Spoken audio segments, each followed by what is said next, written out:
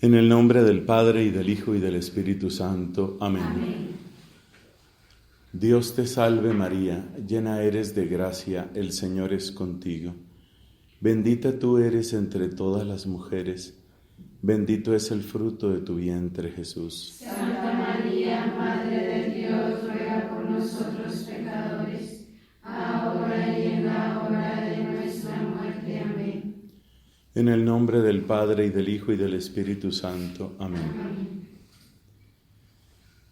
A lo largo de este retiro hemos insistido básicamente en dos ideas. No es un retiro especialmente complejo, creo yo. Son solo dos ideas principales. La primera es esta, que hay una fascinación buena y que esa fascinación buena, propia de los corazones enamorados de Cristo, es indispensable para vivir con gusto, con provecho, con fruto nuestra vida cristiana, mucho más nuestra vida consagrada. Esa es la primera idea que ustedes han visto que la hemos repetido, la hemos dicho de una manera o de otra. Hay una fascinación buena. La segunda idea es que esa fascinación buena es propia de los pobres de Yahvé, y que en ellos, en los pobres de Yahvé, tenemos una imagen de lo que significa la vida consagrada. La fascinación buena es propia de los pobres de Yahvé. ¿Quiénes son los pobres de Yahvé? Pues los que se han decepcionado del mundo, de sus vanidades. Incluso dedicamos una predicación a hacer todo el cuadro de las decepciones y las desilusiones. Los que se han decepcionado de todo ello y se apegan, se aferran a Dios. Estas son las dos ideas, la fascinación y los pobres, eso es todo. Ahí está el retiro entero. Desde esa perspectiva, vamos a cerrar estas reflexiones con una última predicación que lleva por título lo que vemos en el tablero: 8 desafíos para la vida consagrada. Esos 8 desafíos están asociados con las 8 primeras letras del alfabeto. De ese modo, usted tiene un recurso para acordarse. Ya le dije que cuando esté recitando, desde lo hondo a ti grito, Señor, Señor, escucha mi voz, hay que acordarse de este retiro. ¿Por qué hay que acordarse de este retiro? Como seguramente ya se le olvidó, no me he ido, pero ya se le olvidó, entonces le recuerdo. Porque dice en ese hermoso salmo, que es el 130 de la Biblia, 129 de la liturgia de las horas, dice: si llevas cuenta de los delitos, Señor, ¿quién podrá resistir? Indicando de esa manera que la lógica de la transacción no funciona con Dios. No funciona con Dios. Si Dios se pusiera a llevar cuenta estricta, no hay manera. Luego dice el Salmo: pero de ti procede el perdón, y así infundes respeto. O sea que es la grandeza de su amor, de su gracia, de su misericordia, la que puede darnos una esperanza. Lógica de la transacción, perdemos. Lógica de la gratuidad, todo lo ganamos.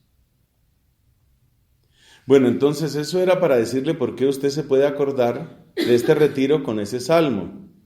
Espero que cuando yo vuelva dentro de otros 20 años, entonces, cuando yo vuelva en otros 20 años, entonces espero que ustedes se acuerden del salmo. Sí, Padre, nos acordamos del salmo. Pero además, importante, los 8 desafíos, que son fáciles de recordar, porque cada desafío está asociado con una de las letras del alfabeto. Son las 8 primeras letras del alfabeto. Ahí están los 8 desafíos. Pero esos 8 desafíos los vamos a enunciar en consonancia con los 2 grandes principios o las 2 ideas centrales del retiro, que han sido la fascinación. Hay una fascinación buena, que hay que pedírsela a Dios. Hay que pedírsela a Dios. No se puede llevar una vida mediocre, nos dice el Papa Francisco en su reciente encíclica Gaudete et Exsultate. El Espíritu siempre nos está llamando para elevarnos de esa vida mediocre. Entonces necesitamos esa fascinación, la necesitamos para salir de la mediocridad, pero no solo de la mediocridad, para salir del miedo. Uno tiene una cantidad de miedos. ¿Y si fracaso? ¿Y si me enfermo? ¿Y si me dan una de las habitaciones de arriba y me cae un meteorito? Yo que nunca me gana una rifa, ¿qué tal me gane la rifa del meteorito? Entonces uno vive con miedos, miedo a fracasar, miedo al pecado, miedo a la división, miedo al demonio, miedo, ay, no se puede. Un corazón fascinado por Cristo, pues dice lo que decía esta Sor Lucía: váyame bien o váyame mal, con Cristo me voy a quedar. Quedarse uno con Cristo, pero tiene que estar uno fascinado. Esa fascinación es como una fuerza, como un torrente que lo va llevando a uno. Y la segunda idea, los pobres. Esos son los que han llegado a fascinarse, pero para fascinarse por Dios es necesario, hasta cierto punto, ¿qué? Es necesario desilusionarse, decepcionarse de muchas cosas. Uno se decepciona de la familia, se decepciona de la sociedad, se decepciona de la orden de predicadores. Acuérdese, entre las desilusiones dijimos eso. Usted no puede poner demasiada esperanza en la orden dominicana. No, eso no se puede. ¿Que es bonita la orden? Sí, bella, preciosa. Ahora vaya y conozca a los dominicos. Entonces ya ahí viene un poquito una decepción. Luego conozca a las dominicas. Entonces, bueno, ¿cuáles son los desafíos? Atención, que es con las 8 primeras letras. Espero que cuando yo vuelva, usted se acuerde de esas 8 letras, las pueda recitar sin ningún problema. La primera es la letra A, ya usted se imaginará cuál es el primer desafío. Vamos a irlos escribiendo. Ese primer desafío va a ser el amor, obviamente. Necesitamos renovarnos en el amor. Esa es la A. Pero nosotros recordamos algo muy importante, que ya lo hemos enfatizado en nuestro retiro, que es que el amor no empieza en mí. En esto consiste el amor, que Él nos amó primero. Entonces el desafío del amor no es en primer lugar que yo tengo que demostrarle a Dios que yo lo amo. No, que yo tengo que aguantarme, voy a aguantar porque yo lo amo. Como me pasó una vez en un monasterio que una hermana duró media hora explicándome por qué no se podía desahogar. Media hora para explicar por qué no se podía desahogar. Yo dije, el día que esta monja se desahogue, no sé cómo ir a hacer, porque si para explicar por qué no se podía desahogar requirió de media hora, el desahogo va a ser una cosa muy seria. Entonces, uno no puede estar aguante y aguante no. La A no es la A de aguante, ¿no? La A es la A de amor. Renovar nuestra experiencia en el amor. Pedir la experiencia del amor. No es pecado pedirle al Señor: déjame conocer tu amor. Déjame conocer tu amor. Déjame saber de ti. ese amor es la base de todo. Nosotros no podemos amar por nosotros mismos, no podemos. Necesitamos sabernos amados. Además, no se nos olvide que el gran bálsamo, la gran medicina, es ese amor. En todas nuestras vidas han sucedido cosas dolorosas, a veces terribles. Aquí hemos hablado varias veces de las heridas que uno tiene, heridas de infancia, heridas de familia, heridas afectivas, emocionales, sociales, en el colegio, en tantas cosas, en la escuela. Entonces necesitamos esa sanación, pedirle al Señor, báñame, úngeme con ese amor. Y luego disponernos también nosotros para amar. Que mis ojos, en primer lugar, tengan el colirio de tu amor para ver a mis hermanos. Bueno, ¿y eso cómo se hace? ¿Cómo hace uno para mirar con amor a los hermanos? Empiece usted por hacerse esta pregunta, por lo menos es la que más me ha servido a mí. Yo la comenté de pasada en otra predicación. Por eso comparto, porque a mí me ha servido. Cuando yo veo otra persona, sea quien sea, pero hablemos aquí de un religioso, de un sacerdote, yo me hago esta pregunta mentalmente: ¿por cuántas batallas estará pasando este hombre? ¿Cuántas tentaciones habrá tenido? ¿Cuántos dolores ni él mismo conoce? Entonces, así como yo en mi historia tengo decepciones, miedos, fracasos, mi familia tiene cosas bonitas y cosas feas, muy feas. Así como en mi familia hay eso, así será la familia del otro. Así como en mi vida hay esto, así será la vida del otro. Entonces uno va aprendiendo a mirar la gente con misericordia. Usted no le haga caso a que la persona habla duro, habla pasito, es arrogante, cree que se las sabe todas, se esconde, es perezosa, no muestra lo que piensa. No se fije en eso, vaya al centro del corazón de esa persona y hágase esta pregunta: ¿por cuáles habrá pasado también esa persona? Y eso le sirve a uno para amar de un modo hermoso a todo hombre, a toda mujer. Tenemos que amar a nuestras hermanas, amar a los seglares, y la mejor manera de amar es hacerse esa pregunta. Eso es lo que yo he encontrado. ¿Por qué sirve tanto esa pregunta? Respuesta. Esa pregunta sirve muchísimo por una razón, porque seguramente esa es la mirada que Cristo tiene. Seguramente la primera mirada de Cristo para ti es: ¿cuál será tu gran necesidad? Como Él es el médico divino, como Él es el divino maestro, como Él es el buen pastor, Él es el que carga a la ovejita cansada, herida, extraviada. La primera mirada de Jesús para ti es esa: ¿qué será lo que más necesita esta persona? Entonces, cuando nosotros hacemos esa misma pregunta, ya nos estamos poniendo en la óptica del amor, ya nos estamos poniendo en la línea del amor que Cristo le tiene a esa persona. Ya estamos ahí. Eso es muy bello. Entonces, por ahí entra el primer desafío, que ya ustedes se dan cuenta que es doble. ¿Por qué es doble?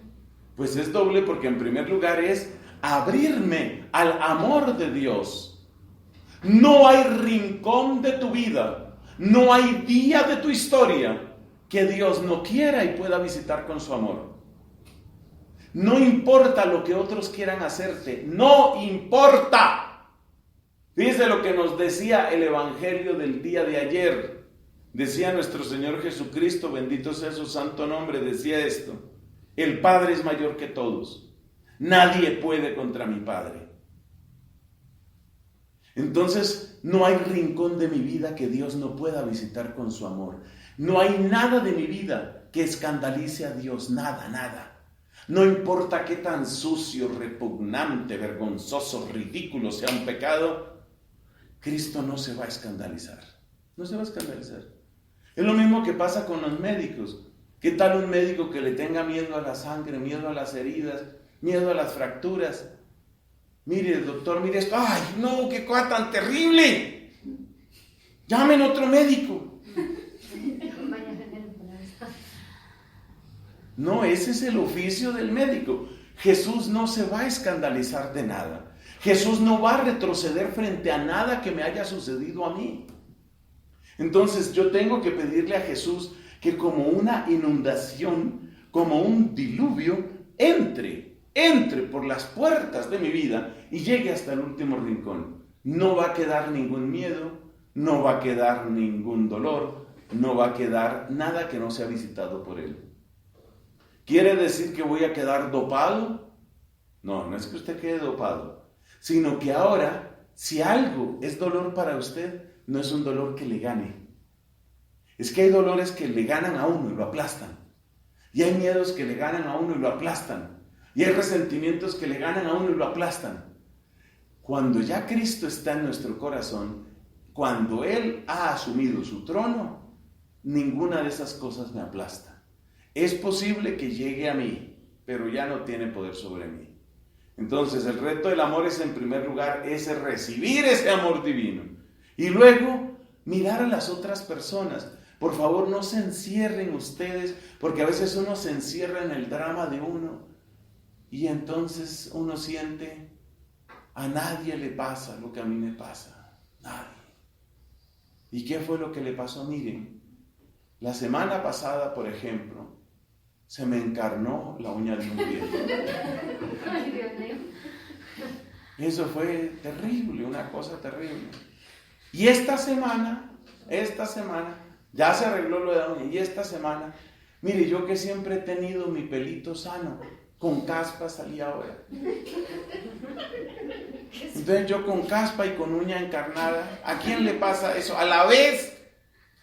Eso fue terrible. Yo veía esa caspa en mi pelo y veía esa uñita y yo decía, pero ¿a quién le pasa esto? Entonces uno se encierra y uno cree que los dolores de uno son los peores y los problemas de uno son los peores. Y esa tentación es especialmente severa en la vida religiosa. ¿Por qué? Por dos razones. Primera razón, porque resulta que como uno no tiene quien lo mime, quien lo consienta, entonces uno fácilmente sobredimensiona sus dolores, como uno como que quisiera ser papá, mamá, abuelita, prima, tía, cuñada, amiga y vecina, y dar todos esos amores sobre uno mismo, porque como uno no tiene quien lo consienta, entonces fácilmente uno se vuelca así, con todo ese cariño, y por eso uno ve grandes sus problemas y le parece que son terribles. Y no, es que eso, imagínense lo que es uno con caspa y con uña encarnada. Muy duro, muy dura mi vida, muy dura. Bueno, y la segunda razón, ¿cuál es? Que la mayor parte de las personas, piense usted gente de su edad, la mayor parte de las personas, por ejemplo mujeres de su edad, se han casado, se piensan casar, muchas ya son mamás, ya son abuelas. Entonces, ¿qué le pasa a una mamá?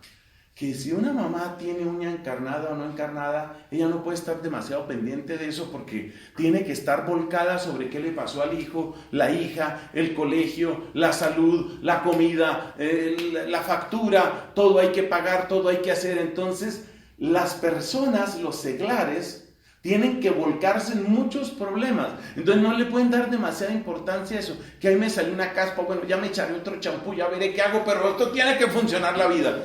En cambio, cuando uno no tiene en dónde volcar el amor, porque todos tenemos mucho amor adentro, cuando uno no tiene a dónde volcar el amor, existe el peligro de que entonces uno lo vuelca solo sobre uno mismo. Y entonces viene esa autocontemplación, ese análisis interminable del ombligo.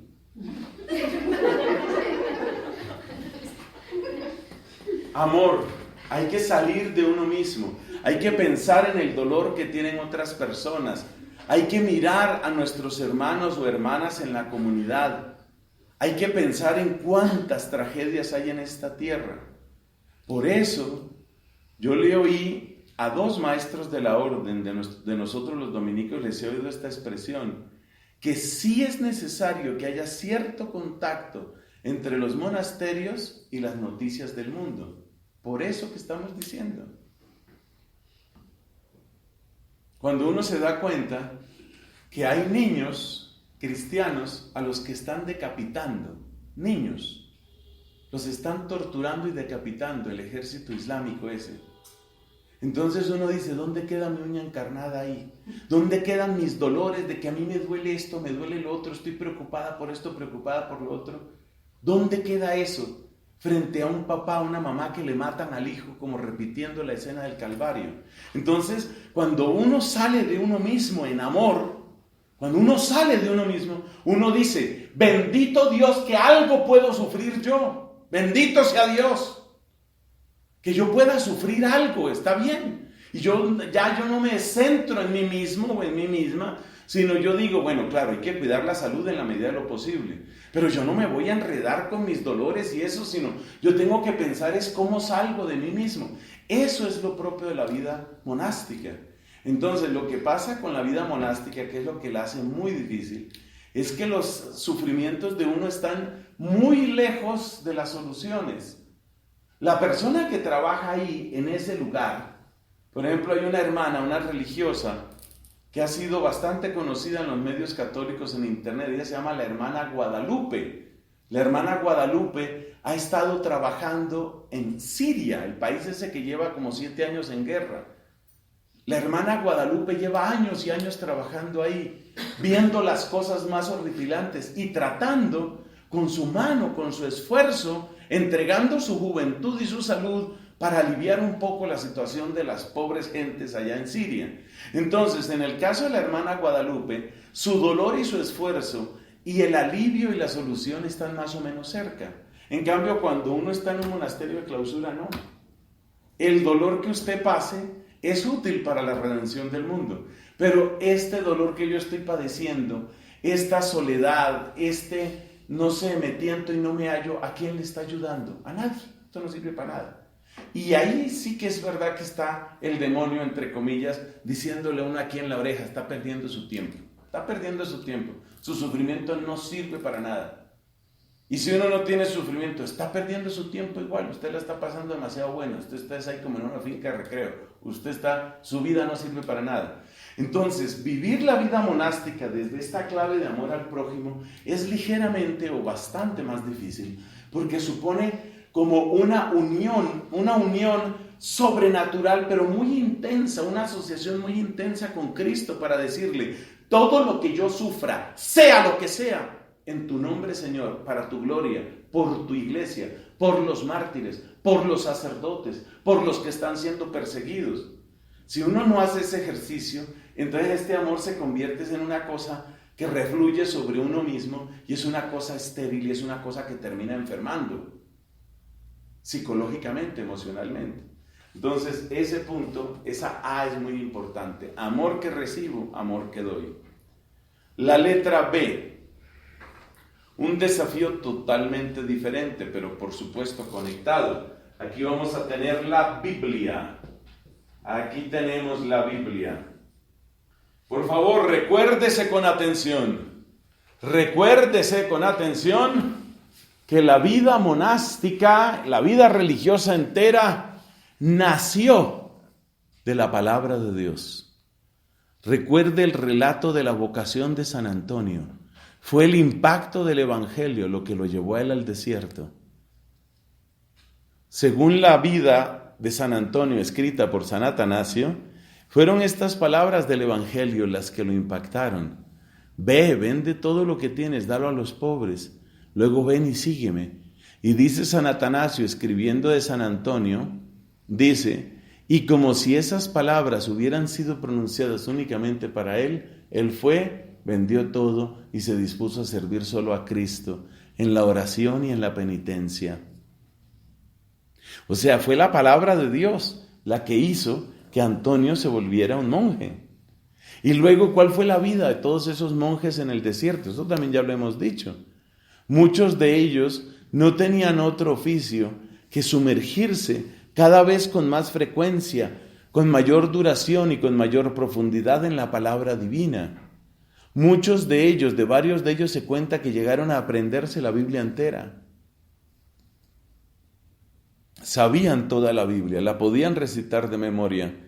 Entonces, no es consecuente que nosotros, habiendo nacido de esos héroes de la fe, de esos colosos de la fe, nosotros ahora tengamos un lugar tan secundario para la palabra divina.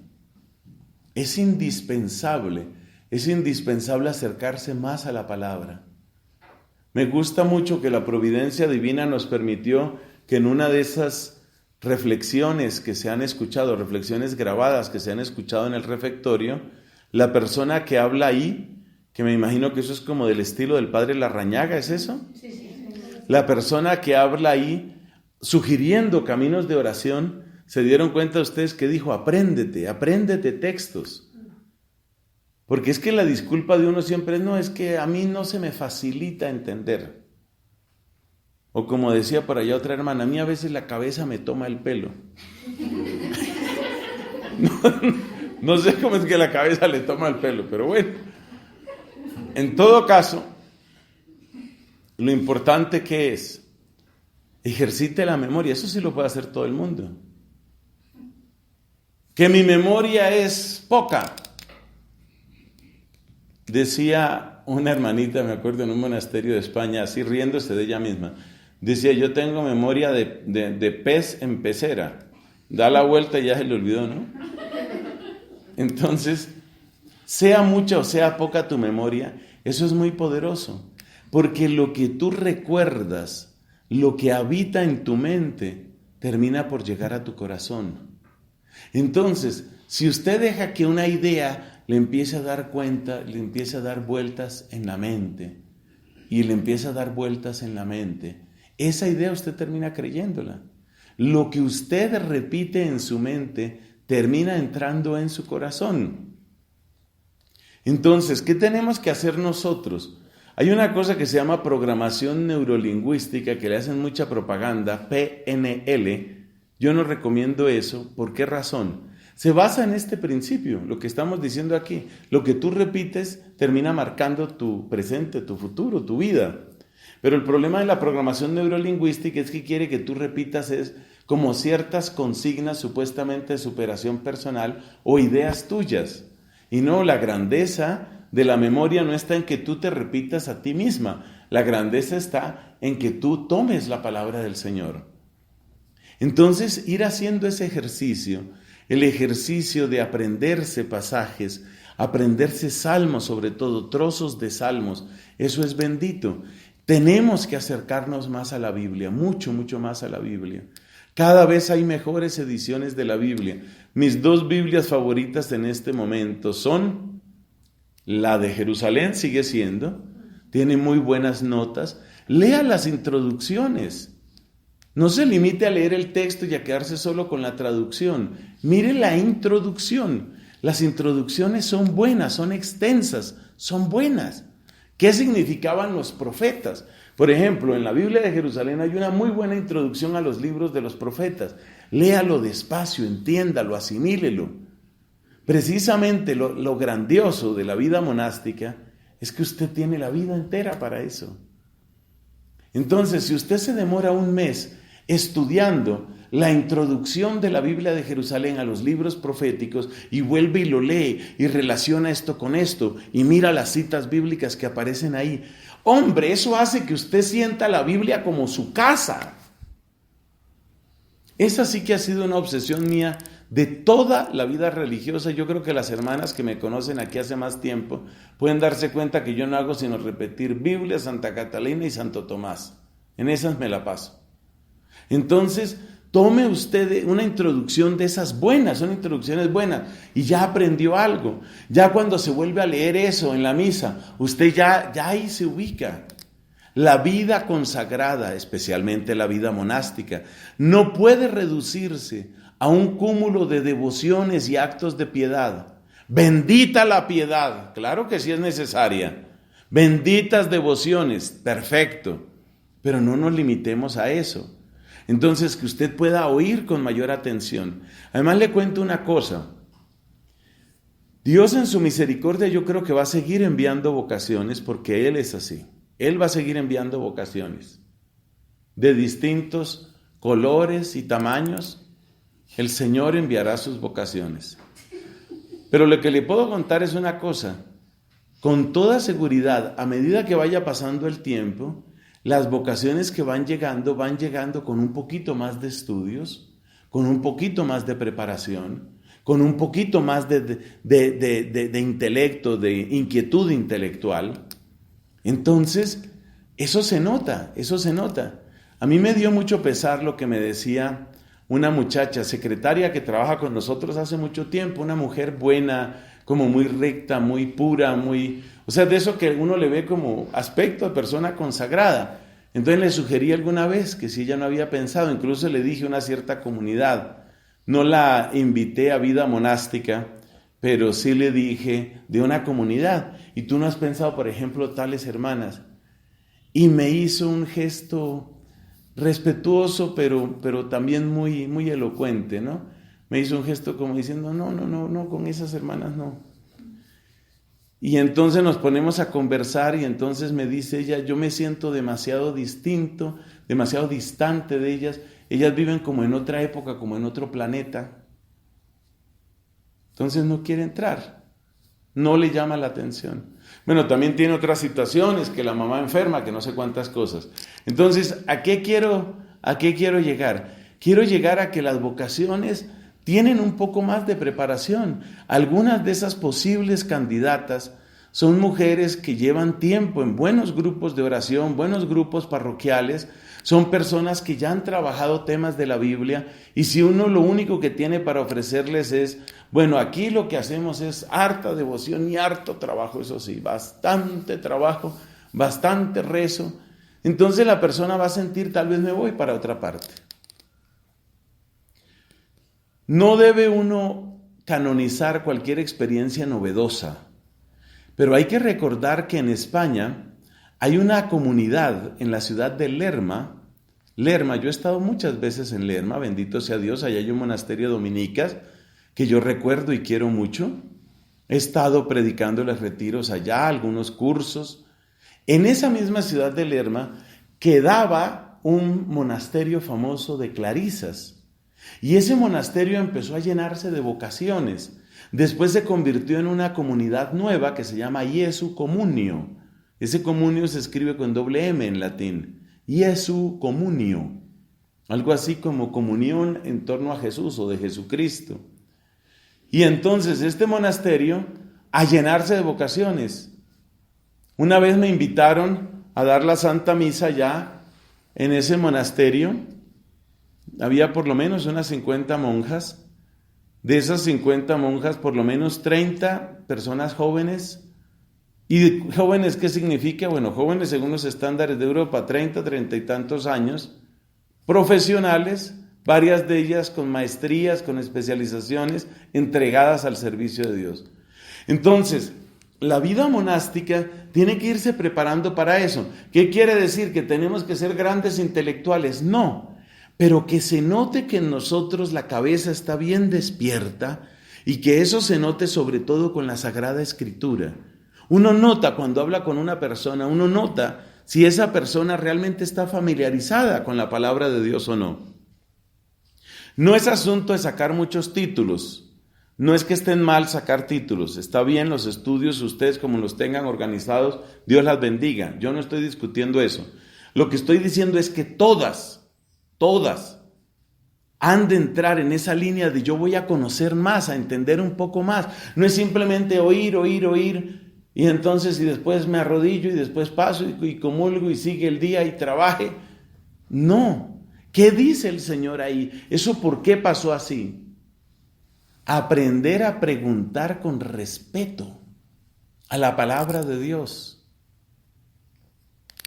El texto del oficio de lecturas de hoy, ¿ustedes ya rezaron oficio de lecturas hoy? El texto del oficio de lecturas de hoy, la segunda lectura, póngale cuidado, me parece mucho que es de San Agustín. Póngale cuidado a esa lectura, cómo San Agustín hace preguntas al texto. Le hace preguntas, o sea, se ve que así es como uno profundiza en la palabra. Así, alguien decía, así como usted para comer tiene que entrar el cuchillo, ¿cierto? Y partir, así para entrar en la palabra tiene que aprender a preguntar. La pregunta es el cuchillo que permite sacar una pequeña porción para que usted coma, para que le alimente. Entonces necesitamos mejorar mucho en la Biblia. por las nuevas vocaciones, por nuestra salud espiritual, por la solidez de la espiritualidad. Yo conozco y quiero mucho este monasterio hace mucho tiempo y creo que Dios lo ha librado de muchas cosas, pero otros monasterios no han tenido tanta suerte. Otros monasterios en otros países, sobre todo, por falta de Biblia empiezan a caer en una cantidad de prácticas de yoga, de meditación, de no sé cuántas barbaridades de esas. Y se les va metiendo y no le ven ningún problema. Vamos a hacer la meditación, vamos a respirar profundo, poner la mente en blanco, no se duerma, mente en blanco, mente más blanca, por favor. Entonces, ¿por qué pasa eso? Falta de espiritualidad bíblica. Bueno, esa es la letra B. La letra C. Otro desafío, distinto, importante, es el desafío de ser comunidad. No se nos olvide que estamos viviendo en tiempos muy individualistas. Y no se nos olvide que esta es la época en que cada uno tiene su correo electrónico, tiene su conexión a internet, tiene su celular. Y ya hemos dicho cuál es el atractivo que trae el celular.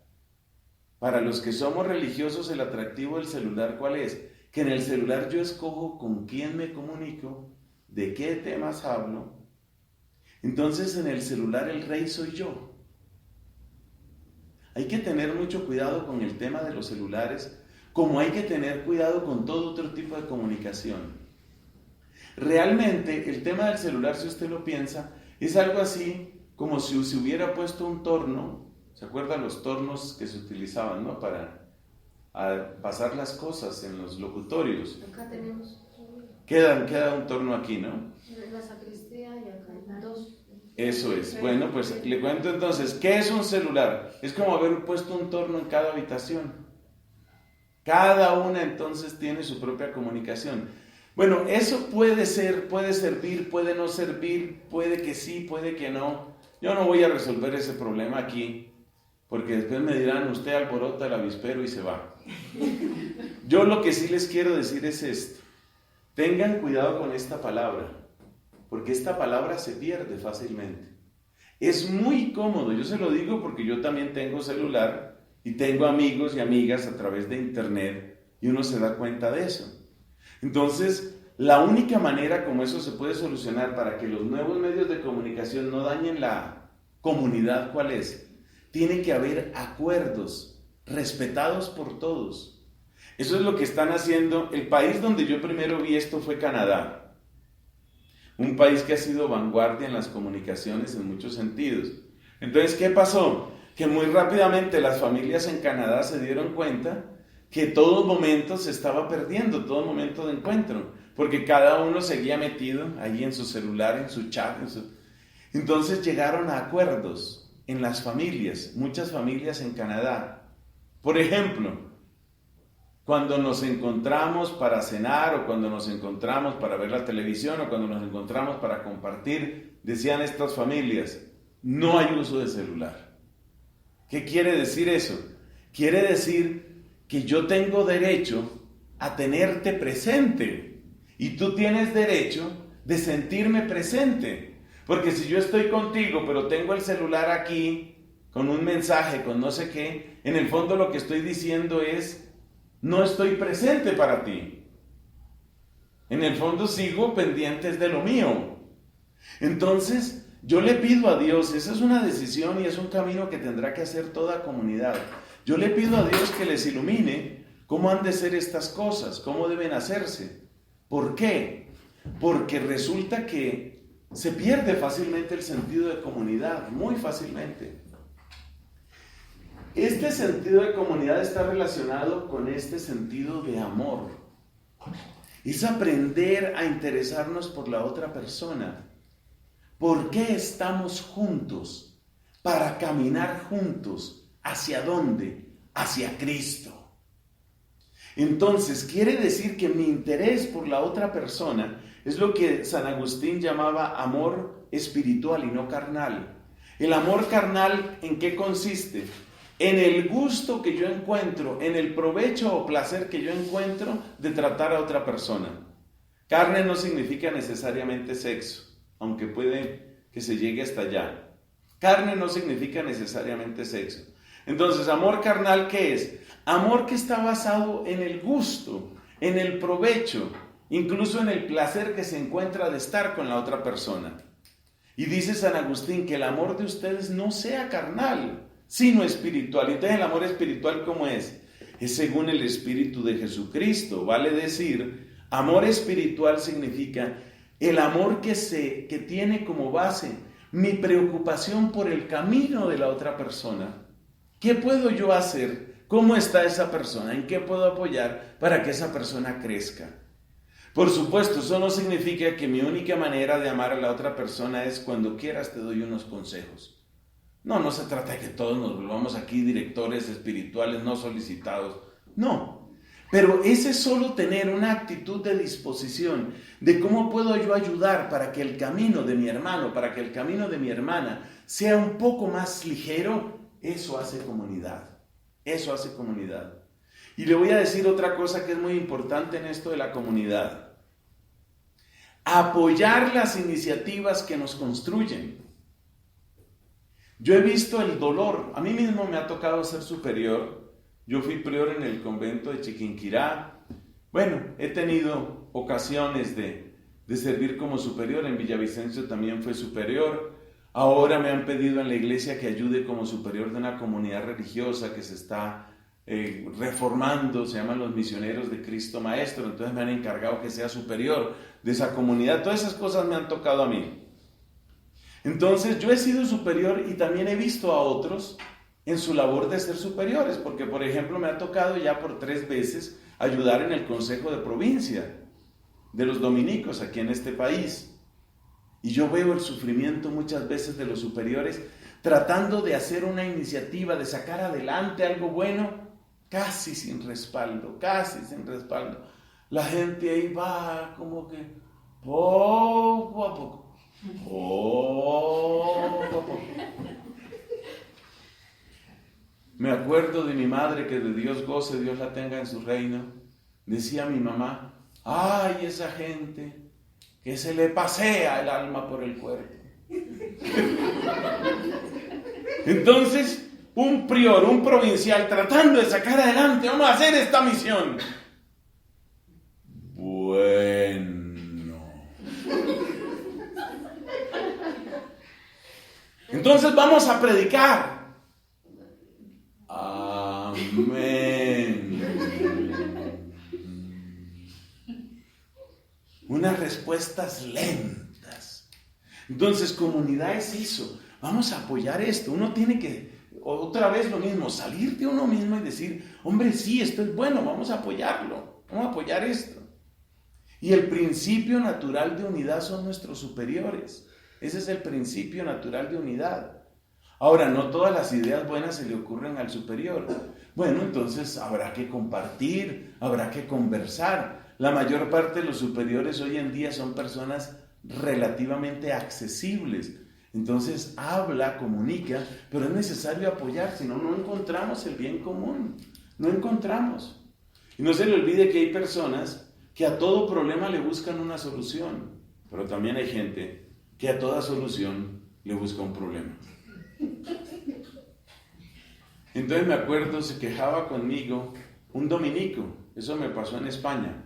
Pobrecito, necesitaba desahogarse con alguien. Entonces yo me puse a escucharlo, claro, y verdad, tenía mucho dolor y me decía, no, esto es difícil. Un hombre relativamente de edad media según los estándares de Europa. Acuérdense que Europa es una cosa, aquí es otra, ¿no? Entonces aquí cuando decimos así como de edad media, uno piensa 45 años, por ahí 40, 45, 50. Allá edad media 65, casi llegando a 70. Bueno, este prior en todo caso me decía, esto es muy difícil porque cada cosa que uno propone, de inmediato alguien dice, no, eso ya se intentó, eso ya se trató, eso no funciona, eso no hay ninguna manera. Bueno, y si hacemos, porque es español, claro, y si hacemos esto, pues no, eso ya nada, eso no funciona. Y esto nada se puede hacer. Entonces, ¿qué? Enterrémonos todos. Entonces hay gente así, no, nada se puede hacer. Todo le ven problema, todo es complicado. Hombre, apoyar. Usted puede dar de sí mismo, usted puede salir de sí mismo y decir, vamos a apoyar. Bueno, vamos a hacer un programa de estudio, vamos a hacer un programa de lección divina.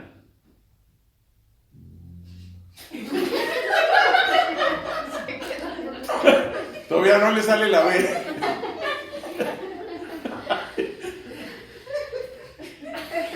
Comunidad, hay que apoyar. Un apoyo muy importante en comunidad es darnos cuenta de que todos tenemos responsabilidad en la formación.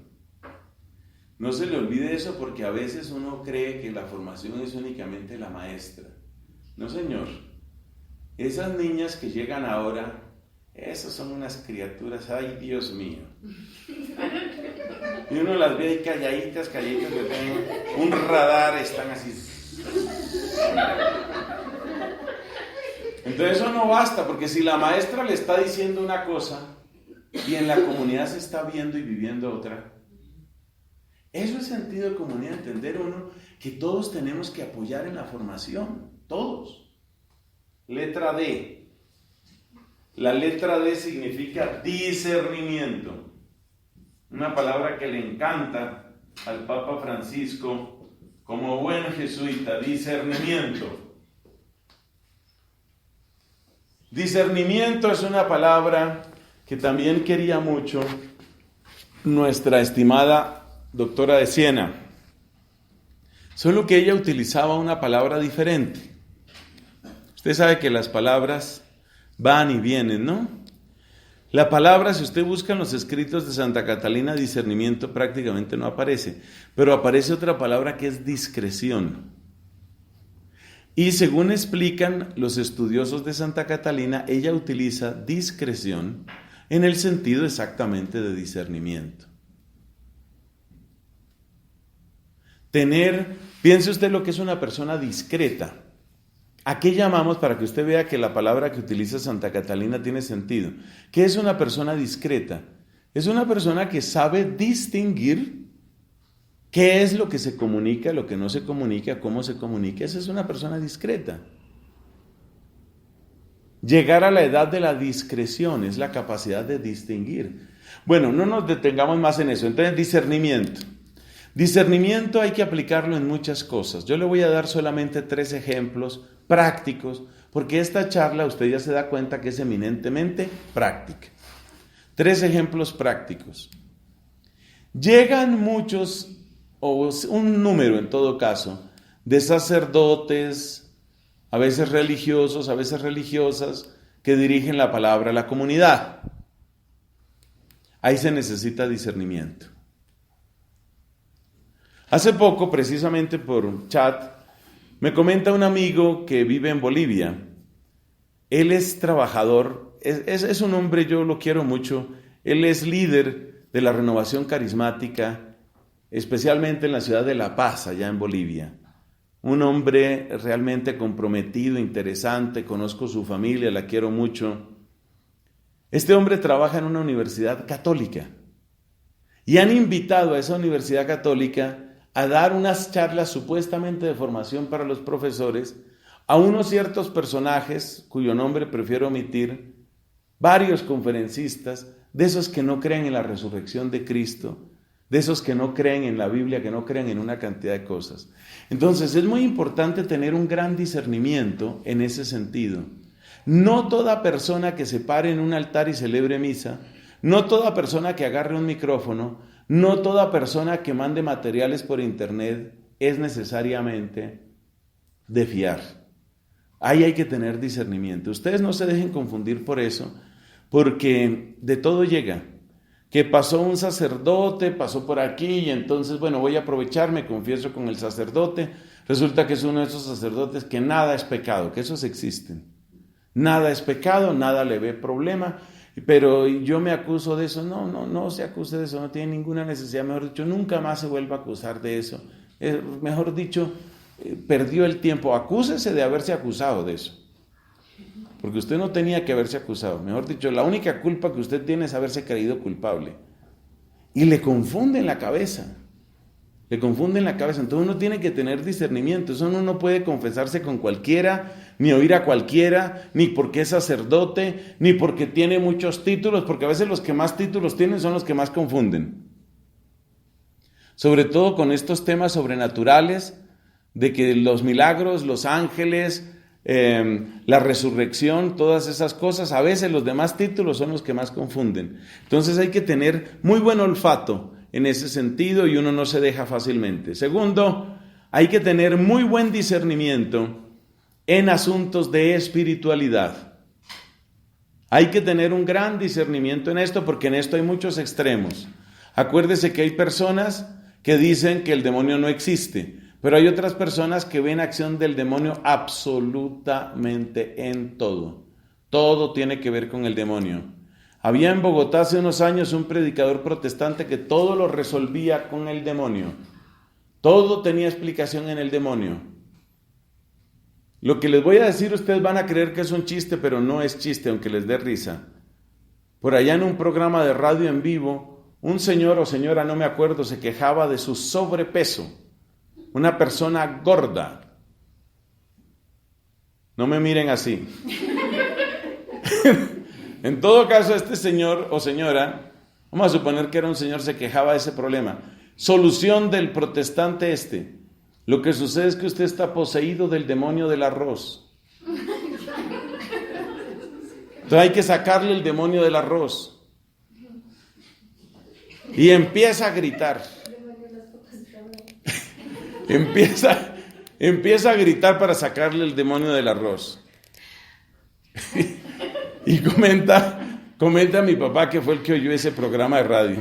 Comenta mi papá, bueno, y si no sacó el demonio, por lo menos lo dejó aturdido.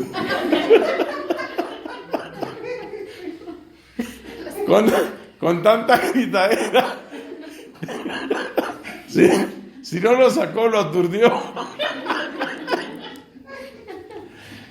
Entonces hay que tener mucho discernimiento en eso porque hay gente que se obsesiona con esos temas. Se obsesionan y entonces todo es sobrenatural, o se obsesionan y entonces nada es sobrenatural. No, casi siempre lo más sano es seguir lo que nos dice la iglesia. Lo que nos dice la iglesia, ¿qué es? Mire, el exorcista más conocido de nuestro tiempo, por supuesto con la aprobación no de uno sino de varios papas, es el sacerdote Gabriel Amort. El sacerdote Gabriel Amort, que ha escrito, ya murió hace unos meses, ha escrito varias obras sobre eso. Él dice, mire, para que usted se haga una idea, al padre Gabriel Amort le llevaban supuestos posesos del mundo entero, no estoy exagerando. Le llegaba gente de Brasil, de las Antillas, de Canadá, de Australia. Gente de todas partes llegaba ya a Roma, porque por el ministerio que tenía él como exorcista. Quiere decir que ya el nivel de casos que le llegaba a él era gravísimo. Y en ese nivel gravísimo, oiga esta frase de Gabriel Amort, de 1000 supuestos casos, si acaso uno es verdadera posesión. O sea que no es tanto como a veces se cree, es que hay personas que se obsesionan con ese tema. Entonces no, uno tiene que pensar muchas veces esto tiene otras causas psicológicas, emocionales. ¿Qué es lo que yo recomiendo en esos casos? Lo que yo recomiendo es que la persona diga más bien esto ante los malestares que tiene o esto. Bueno, yo voy a recibir ayuda médica, psicológica, si acaso la necesito. Y voy a tener este criterio.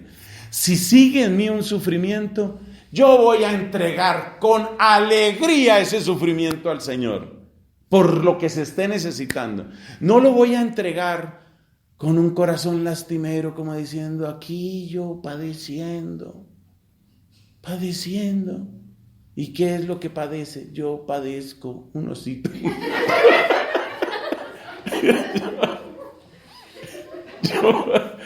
Yo padeciendo. Acuérdese que ahí es donde uno se encierra en uno mismo. Uno se encierra en uno mismo. Entonces, aplique usted los remedios los caminos naturales. Ofrezca con generosidad, salga de usted misma, ayude en la comunidad. Una buena conversación puede servir, pero hay que saber con quién y cómo. Entonces, segundo caso, discernimiento. El primer caso es cuidado con todos esos predicadores que andan por ahí y sacerdotes con muchos títulos, cuidado con eso. Segundo, discernimiento espiritual. Tercero, hay que discernir en el caso de las amistades. Sea lo que sea, debemos reconocer que hoy hay mucha apertura, para bien o para mal, hay mucha apertura y hay mucha relación con mucha gente.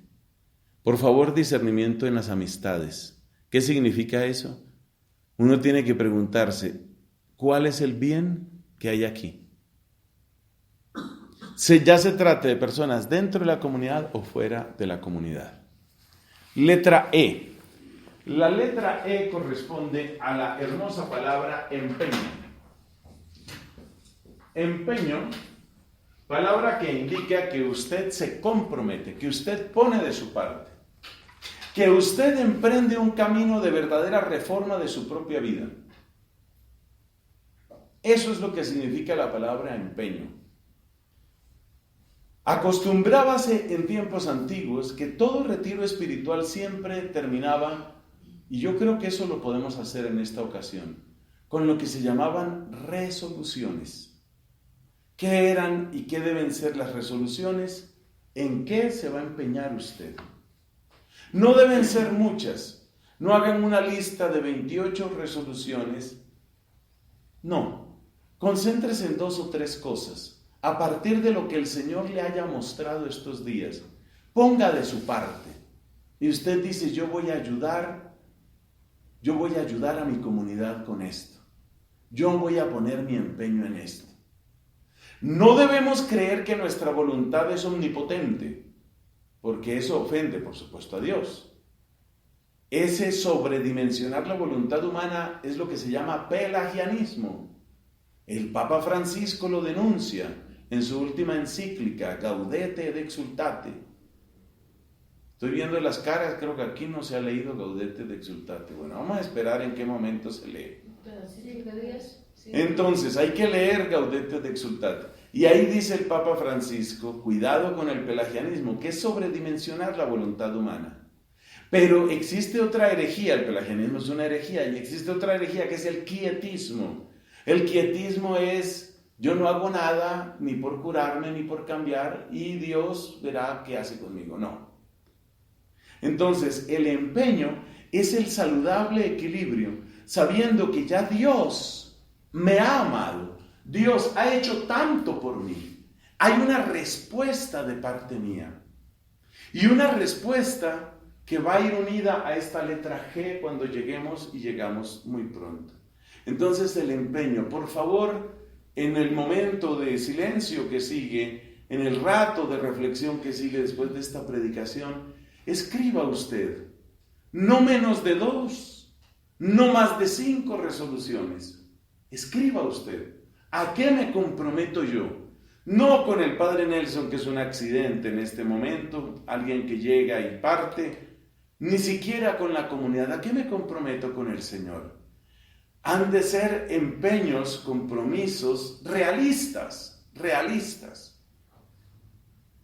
Empeños realistas. Y a partir de ahí, a partir de ese empeño, usted va a tratar de mejorar su vida. Y si fallo en ese empeño, no está mal que usted haya hecho ese esfuerzo. Seguramente muchos de esos esfuerzos habrá que repetirlos, habrá que volver sobre ellos. Bendito sea Dios. Como pasa en tantas cosas. ¿Cuándo ha visto usted un agricultor que se queje? Otra vez me toca arrancar maleza, otro año arrancando maleza, otra vez la maleza. ¡Ay, esa maleza! Hombre, ya uno sabe que eso toca. Es lo mismo que asearnos, es lo mismo que alimentarnos, es lo mismo que cuidar un terruño, es lo mismo. Entonces, el hecho de que varias veces usted tenga que poner ese empeño no le debe desanimar. Más fácil va a ser ese empeño si pasamos a la letra F, que es la letra del fuego. Con esa F tenemos que acordarnos de la necesidad, radical necesidad del fuego, y fuego es fuego del Espíritu Santo. Por favor, renueve usted de caridad, renueve usted su alianza con el Espíritu Santo. Clame ese don del Espíritu, pida esos dones. Hay tantas oraciones tan hermosas al Espíritu Santo. Son para nuestro provecho, son para nuestro bien. Apliquemos esas oraciones. Son para nuestro bien. Eso que le decimos al Espíritu, enséñame qué pensar, cómo hablar, cómo callar. Pero antes de eso incluso, volvemos a relacionar con la palabra amor. Sáname, sáname, lávame, úngeme, consuélame, Espíritu Santo de Dios. Entonces, pedir el Espíritu para que nos sane, nos libere, nos renueve. Pedir el Espíritu Santo para que nos guíe y nos enseñe. Pedir el Espíritu Santo para la comunidad, la comunidad. Hay que pedir el Espíritu.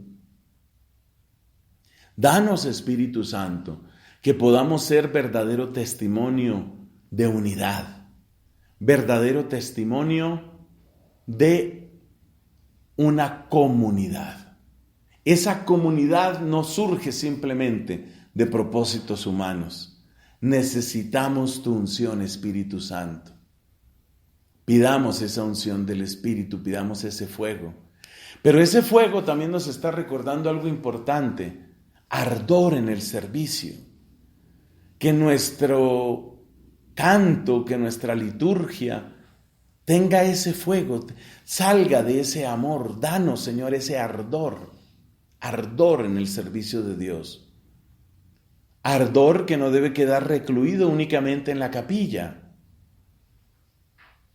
Aún en las labores más sencillas, que yo las haga con esa intensidad de amor. Porque dice la palabra de Dios, lo que hagáis, no como para servir a los hombres, sino a Dios. Para servir a Dios. ¡Qué hermosura! La letra G es la letra de la generosidad. ¿Por qué el desafío de la generosidad? Por lo que decíamos, acuérdese que esta charla es resumen de otras cosas, por lo que decíamos en otra de las predicaciones. Usted no puede esperarse a que empiecen los demás. Generosidad, ¿qué significa? Lo que tantas veces nos ha dicho el Papa Francisco: da el primer paso tú. Él utiliza esa palabra que parece que es común en la zona de Buenos Aires: primerear. Toma la iniciativa, llega tú primero, obra tú primero. No estés esperando a que los demás. Entonces, por ejemplo, en lo que decíamos de los medios de comunicación, no espere a que salga un decreto de la Congregación para la Vida Religiosa y los institutos, ¿cómo es? De vida apostólica, o el nombre completo, que eso es un nombre largo.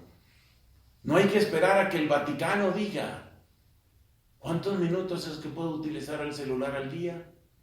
Porque ya dijimos en otra predicación, cuando usted está llevando cuentas, por algo está llevando sus cuentas. No se le olvide ese señor que decía: ¿cuántas veces le tengo que agarrar la mano a esa señora? O sea, a mi esposa. Cuando uno está llevando cuentas, para lo bueno o para lo malo, algo hay ahí, algo hay ahí.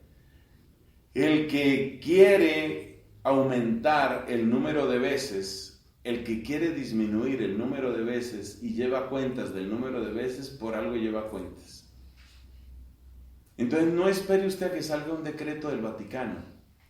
¿Cuántas palabras puedo decir en silencio profundo antes de caer en pecado profundo? ¿Cuántas palabras puedo decir? Solo puede decir 8 palabras. 8. Voy a pensarlas bien. Entonces, dése cuenta que esto es generosidad. No voy a esperar a que llegue un mandato, no voy a esperar a que llegue una ley, no voy a esperar a que llegue un regaño, no voy a esperar a que llegue una corrección. tomo iniciativa. Yo sé que este es un bien para la comunidad. Yo sé que esto es algo bueno para la iglesia. Doy ese paso. Eso es generosidad. Generosidad también significa, vuelvo al texto de 1 Corintios, no medirse tanto en tantas cosas. Uno se mide demasiado. No te midas tanto. Haz el ejercicio de amar sin medida. De vez en cuando dile eso al Señor. Hoy quiero amarte sin medida, Señor. Eso es generosidad. Eso es bello. Y bueno, la letra H nos recuerda la importancia de algo que hemos tratado de practicar en este retiro. Por favor, un poquito de humor también. Un poquito de buen humor es necesario. Eso alivia la vida comunitaria. No todo puede ser rigor. Mire, había un monasterio donde un cierto monje solo hablaba de la muerte.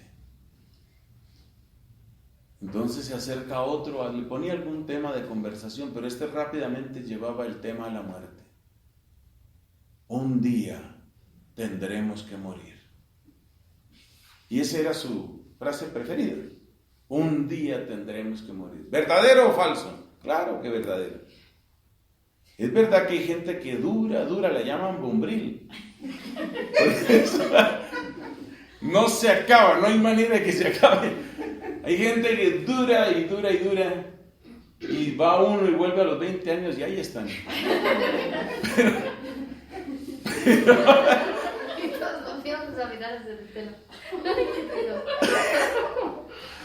Pero, le cuento una cosa. Que este monje repetía su frasecita. Un día tendremos que morir. Y entonces entró por allá un monje, más bien joven por supuesto estaba. Y este se encuentra con este y este siempre andaba así, con el ceño fruncido. Porque hay gente así que siempre anda preocupada, seria, muy preocupada. Entonces dice uno, ¿a qué horas van a estar? Por eso el Papa dice, ¿no? En Evangelii Gaudium, el gozo del Evangelio, dice, son como cristianos que están siempre en Cuaresma, ¿no? Oiga, ¿y a su merced cuándo le va a llegar la Pascua? ¿Verdad? Porque siempre con una preocupación, pero es que hay cosas muy terribles que están pasando. Sí, y hay cosas muy maravillosas que están pasando. En este mundo en el que estamos, todos los días suceden cosas muy terribles, y es verdad que hay que llorar, pero cosas muy bellas, y también las hay que agradecer. Y una que otra cosa chistosa, y también hay que saber reírse. Alguien decía, me preocupa la gente que se ríe de todo, pero me preocupa la gente que no se ríe de nada. Hombre, hay que pedirle al Señor ese buen humor. Bueno, ¿y qué pasó con este monje? El monje, porque no he acabado el cuento. El monje de un día tendremos que morirnos. Entonces llega el otro jovencito, ya le oyó como 2, 3 veces la frase. Y otra vez la dice, un día tendremos que morirnos. Y le dice el monje jovencito, pero los otros días no. Pues sí, que tampoco se puede. Tampoco se puede. Mira, hay una anécdota de los padres del desierto que tenían la fama de ser muy estrictos, ¿no? Entonces resulta que un cierto monje fue a visitar por allá otro monasterio que tenía fama de ser un monasterio de mucha santidad. Y cuando llegó, encontró a los monjes del monasterio ese que estaba visitando, los encontró en recreación. Y se reían y compartían, y bueno, seguro había por ahí algún chiste. Quizás se burlaban el uno del otro, no sé, eso a veces pasa, ¿no? Que ahí en los grupos la gente se burla. Así como aquí ya usted se burló de la otra y así, ¿no?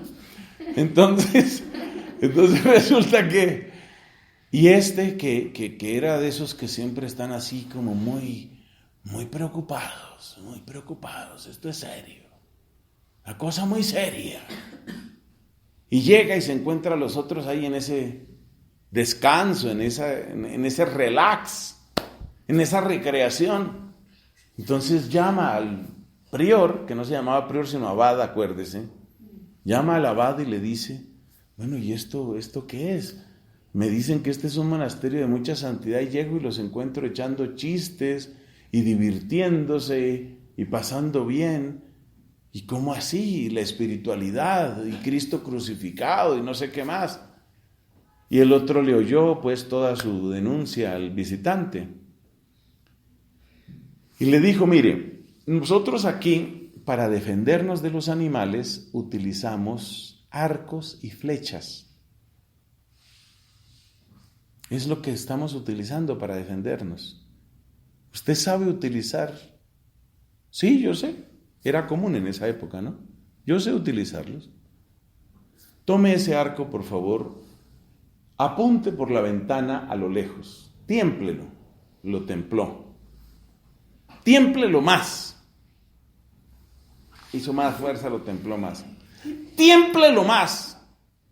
Ya parecía que se iba a reventar. Y todavía le dice, tiémplelo más. Y le dice, no, si tiemplo más, se daña el arco. Y dijo él, así es también el corazón humano. Así es también el corazón humano. Entonces se necesita el descanso. También se necesita la recreación, también se necesita la risa. No se puede tiémplelo más, no se puede todo el tiempo tiémplelo más. Yo sé que hay gente que es muy templada, pero no es simplemente tiémplelo más. Y es muy importante que cada uno de nosotros entienda esto. Porque le digo una cosa, la primera persona que tiene que darse permiso de reír es usted. Hay gente que no se da permiso de reír. No se dan permiso de reír. ¿Qué pasa? Que cuando una persona no se da permiso de reír, luego le duele el diafragma, estar aguantando la risa.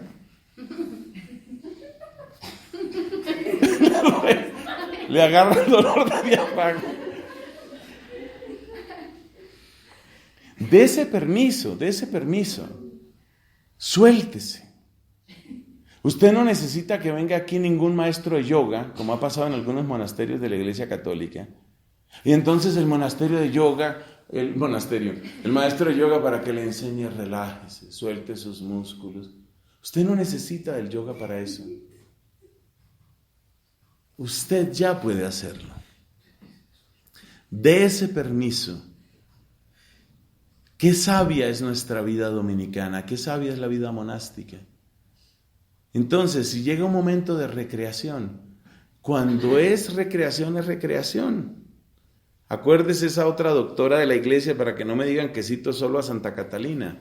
Entonces, citemos a una discípula de Santa Catalina, Santa Teresa de Jesús, con su frase famosa, cuando es ayuno, es ayuno, cuando es perdiz, es perdiz. Entonces no puede ser todo el tiempo, tiémplelo más, no puede ser. Tiene que haber el momento también del descanso, el momento de la risa, ese momento sano. Y le digo una cosa, la alegría sana previene de muchas cosas, porque la tristeza sí que es una trampa que utiliza muchas veces el enemigo. ¿Por qué? Porque un corazón que está continuamente triste, como el corazón humano no está hecho para la tristeza es un estado anormal, porque la tristeza, ¿qué indica? Indica que usted está en presencia de algo negativo. Y Dios no nos creó para que nosotros viviéramos en presencia de algo negativo. Entonces, vivir siempre triste es vivir en un estado anormal. Entonces, cuando una persona se la pasa demasiado tiempo triste, su corazón empieza a desfallecer, así como si le faltara un alimento, tal cual, como si le faltara un alimento. Como si no le das alimento a tu cuerpo, empieza a ponerse débil o tembloroso o enfermo o con mala temperatura. Lo mismo sucede cuando no hay alegría en la vida, porque tu corazón no está hecho para estar así. Entonces es necesario, ahí vuelve y juega el empeño, el fuego y la generosidad. Y es necesario poner de tu parte, hombre, llega un momento de recreación, voy a vivirlo, voy a disfrutarlo. Hay que aprender a dar esa clase de permisos. Y eso ayuda mucho. En cambio, la persona que se queda demasiado triste, queda como desnutrida emocionalmente. Y en esa desnutrición emocional, ¿cuál es el peligro? El peligro grave es que entonces cualquier cosa que te ofrezca alegría empieza a ser muy atractiva. Y ahí entran graves tentaciones. Por ejemplo, las personas que piensan la solución de todos mis males tendrían solución. Sí, y cada uno pone ahí alguna cosa. Si me tomo este licor, si me consigo un novio, me consigo una novia, si me devuelvo a mi tierra, si me voy donde mi familia. Sí, cada uno según la tentación que tenga. Entonces, un corazón que está muy triste muy a menudo es un corazón que está en mucho peligro. Por algo dice el Salmo, alegra mi corazón. No se le olvide que dice así, alegra mi corazón con tu auxilio. Tenemos que pedir ese sentido de alegría, una alegría sana. Cuando una persona tiene alegría sana, no le valen las estrategias del enemigo con las que él juega con nuestra tristeza, ni le vale ofrecernos alegrías turbias, sucias. ¿Qué se dice de nuestro Padre Santo Domingo? Eso. Su semblante permanecía alegre. ¿Se reía de todo? No, tampoco es que fuera un payaso ni un tonto. Su semblante permanecía alegre, salvo cuando la compasión le movía a dolor por el prójimo. Pero el estado natural del corazón humano es alegre. Cuando San Pablo nos dice que es el primero en el Nuevo Testamento en decirnos eso, alegraos en el Señor. Os lo repito, alegraos. Es un mandato, es importante. Entonces yo voy a poner también de mi parte para eso. Voy a disfrutar lo que trae alegría. Voy a disfrutarlo. Bueno, son 8, ¿no? 8 desafíos para la vida consagrada. Son las 8 primeras letras del alfabeto. No se le olvide, cuando vuelva, por allá cuando Dios me conceda y vuelva, entonces las 8 primeras letras del alfabeto. Gloria al Padre, al Hijo y al Espíritu Santo.